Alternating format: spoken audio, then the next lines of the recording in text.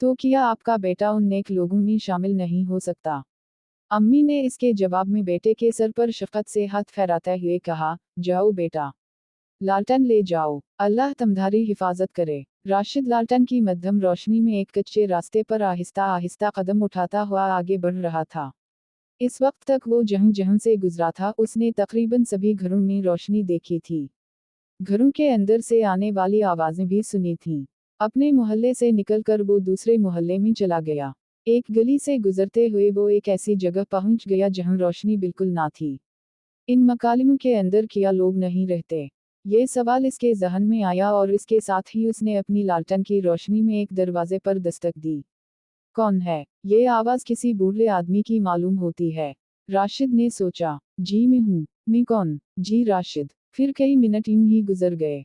आखिरकार दरवाजा खिला। राशिद ने अपने सामने एक कमजोर और नहीफ बूढ़े को देखा। कौन हो तुम और क्या चाहते हो? बूढ़े ने पूछा। जनाब, रात तूफानी है, ऐसी रात में घर से बाहर निकलना जरा मुश्किल है। आपको किसी चीज की जरूरत हो तो बताइए।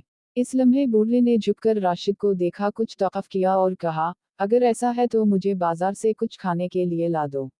अल्लाह तुम्हारा भला करेगा। जरूर ला दूंगा जनाब। मुझे एक दुकान का इल्म है जो रात भर खुली रहती है। बड़ी मेहरबानी। ये लो पैसे। मेरे लिए एक बिन काफी होगा। बूढ़े ने करते की जेब में हाथ डाला। नहीं बाबा जी, मेरे पास इतने पैसे हैं कि आपके लिए बिन खरीद सकूं। ये कहकर राशिद चल पड़ा। राशिद ने सुन रखा था कि अस्पताल के पास चंद ऐसी दुकानें हैं जो रात भर खुली रहती हैं। एक दुकान पर बिस्किट वगैरह भी फरोख्त होते हैं। ये दुकानें वहां से काफी दूर थीं।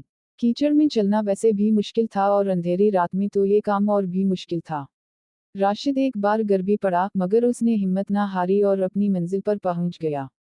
वहीं एक दुकान से उसने एक बिन मक्खन और कुछ बिस्किट खरीदे और वापस चलने लगा।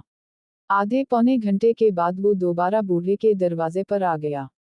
लीजिए बाबा जी, शक्र ये मेरे बेटे, अल्लाह तेरा भला करे। बूढ़ा राशिद को अपने कमरे में ले गया। राशिद को चारपाई पर बिठाया और खुद खाना शुरू किया।